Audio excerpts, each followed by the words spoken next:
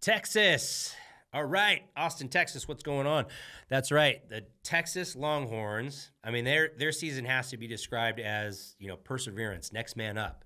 I think a lot of people don't know, but in that Red River loss that they had, their center goes out on the second drive of the game, right? So they lose that game, and it's like everybody's kind of, not sure about Texas. Like, they had beaten Alabama, so we knew that, but wasn't looking good after that point. Then you go in the next game and you lose Quinn Ewers, and it's starting to look a little bit bleak. So really that next man up mentality started there. And then later in the season, you got Jonathan Brooks goes down, CJ Baxter comes in, and it's kind of crazy how galvanized that you showed. Similar to Florida State is the way that I kind of viewed that. Your team was just galvanized. You had other people that needed to step up, and they did, which shows the depth of roster that Texas has. The defense, they really did their part. Malik Murphy filled in. Now, Malik is not available as he went into the transfer portal. So that is going to be something to look out for, I think, in the bowl game coming up, because if Ewers goes out, you've got to not feel great about that if you're a Texas fan, but you're hoping he stays healthy. Now, we got to talk about the Ewers return, right? Very timely, through 317 yards in the game when he returned against TCU. And then, as I said, CJ Baxter came in, filled in great for Jonathan Brooks after the injury. And you guys just have looked balanced,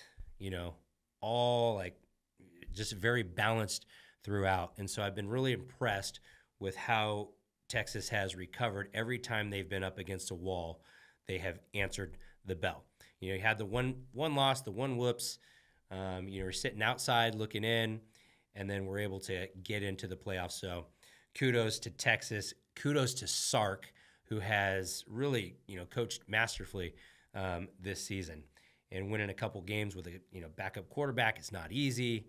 And now you've got a really good Washington team that you're going to have to deal with. Now, statistically speaking, we have the offense looks really good. I mean, minus red zone scoring percentage, the offenses look pretty good. And then the other concern I would have is obviously the third down percentage has not been great. Defensively, though, I say the Texas defense has really shown up, and probably even more so than you see on the stat sheet, even though they've got some really good things going here. I just view their defense as even better. Now, you're going to have to be able to stop the run against a Washington team who runs the ball really well. But as far as Texas goes, again, points a game 13th, third down percentage stopping the opponents on third down, second, and then red zone scoring tied with Michigan for third. And so statistically speaking, I think the Longhorns look pretty good on paper. And then the eye test, obviously, the Longhorns have looked really good. It'll be interesting to see how that defensive front goes against Washington. Now, notable wins. Alabama, very notable win. The loss, Oklahoma, forgivable, forgivable. Looks more like more of an anomaly as the season went on. I had my doubts about Texas. I'm not going to sugarcoat this, but I had my doubts about Texas. I picked against them a couple times. I did not think they were going to go to Ames and win. They did. And so, I think with that win, the defense really showed up in that win, and they really just stymied Iowa State, who had, everything to play for in that game and was really motivated and really wanted to beat you guys. And you just shut out all the noise, went in, and took care of business, which was huge. Was huge. The best offense that you've defended was Oklahoma. Best defense that you faced, Alabama. Now, that's a pretty good defense, and let's not forget what you guys went down and did to that defense in Tuscaloosa. That fourth quarter, that was big. And it was a game that never really felt like it was out of control for Texas, but it did start to get there, trailing in the fourth quarter, and then you turn it on and really start hitting on all cylinders in the fourth quarter.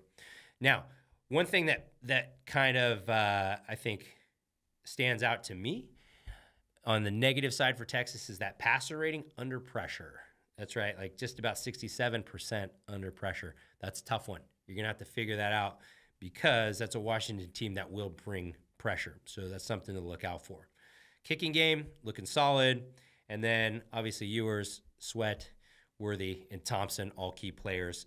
to keep an eye on during the game. Those are players, basically, I think their performance, can have a significant outcome in that game. So my final thoughts on the Longhorns for the season. They started out the season on a tear. They had the Red River hiccup, Ewers injury. The season looked like you guys were on borrowed time for a while. And I kind of mentioned that. But you survived with a good enough offense while Ewers was out and a next man up mentality, and the defense became the show. Ewers came back just in the nick of time down the stretch. Again, different team with Ewers in. And I think a more complete team, and you started to see that all the way to the Oklahoma State game where you guys just really boat race those guys. And that's how I feel Texas is hitting on all cylinders now. Relatively healthy, physical, nasty defense, and I'm excited for this Sugar Bowl matchup. So, Longhorns, you got a lot of good things going for you heading into the Sugar Bowl. We'll get into the predictions later in the show.